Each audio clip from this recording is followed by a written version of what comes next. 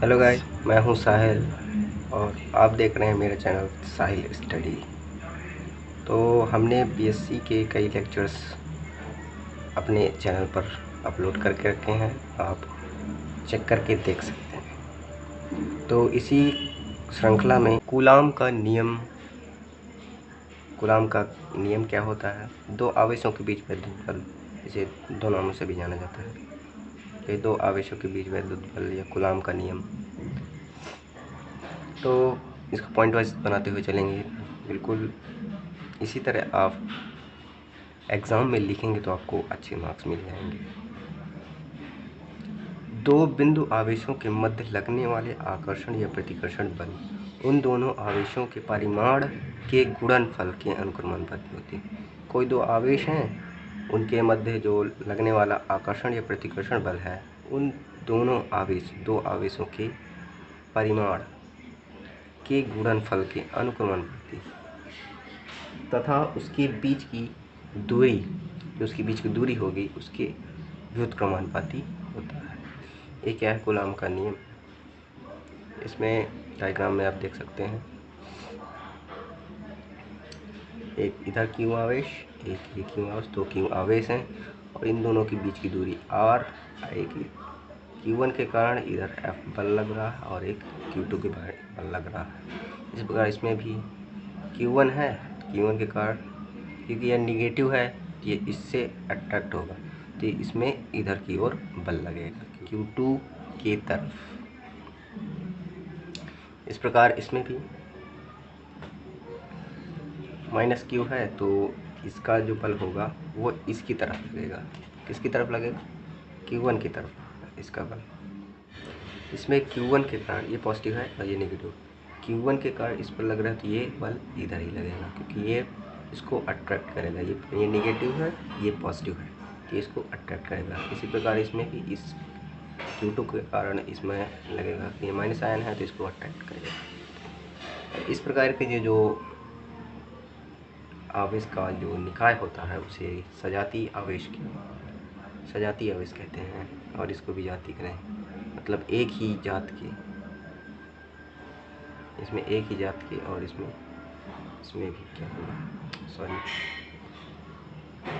सजातीय आवेश है, इसलिए दोनों में माइनस होगा, सॉरी इधर ही बल होगा,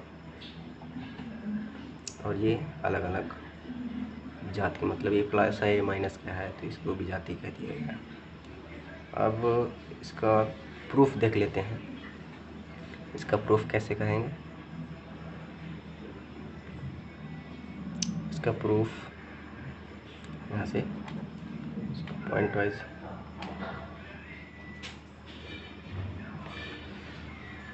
माना दो बिंदु आवेश Q1 Q2 एक दूसरे से r दूरी पर स्थित हैं, तो उस पर Q1 और Q2 के कारण बल होगा उसके डायरेक्टली प्रोपोर्शनल। जैसे कि कूलाम का नियम कहता है Q1 और Q2 के अनुक्रमानुपाती होता है, दोनों आवेश के गुणनफल के अनुक्रमानुपाती होता है।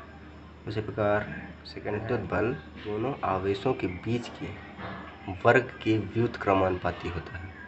इस प्रकार हम सेपरेट दोनों को एक साथ लिख देंगे, तो F directly proportional to Q1 Q2 upon r²। इसको, ये हमारा क्या है?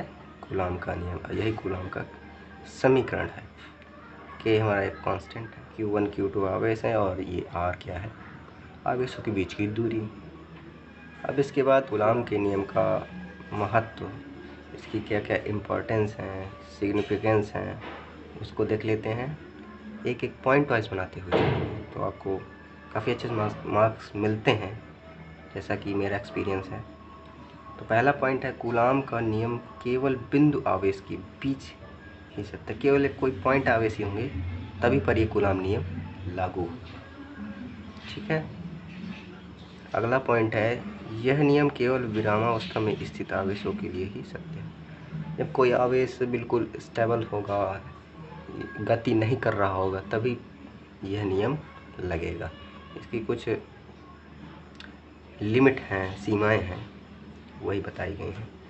अगला पॉइंट है, आवेशों के मध्य अत्यधिक दूरी किलोमीटर कोटि का कोटि से 10⁻⁻15 मीटर कोटि तक सत्य है। आवेश के मध्य यानी इनकी दूरी जो होगी वो ज़्यादा दूरी नहीं होगी। किलोमीटर की कोटि से 10⁻⁻15 मीटर तक ये लागू होगा। इसके बाद अगला पॉइंट, यह एक प्रायोगिक नियम है। एक प्रयोग द्वारा ही इसको नियम यह लाया गया है। फिर इसके बाद अगला पॉइंट है, इसके आसपास स्थित अन्य आवेशों की उपस्थिति का कोई प्रभाव नहीं पड़ेगा। मतलब अगर कोई उसके बगल में कोई आवेश होगा तो उस पर कोई असर नहीं पड़ेगा। आज के लिए इतना ही, मिलते हैं अगले वीडियो में। यदि आपके कोई डाउट हैं तो आप कमेंट करके बता सकते हैं, उसका सॉल्यूशन मैं आपको दे दूंगा। एंड चैनल को सब्सक्राइब करना ना भूलें। Thanks for watching.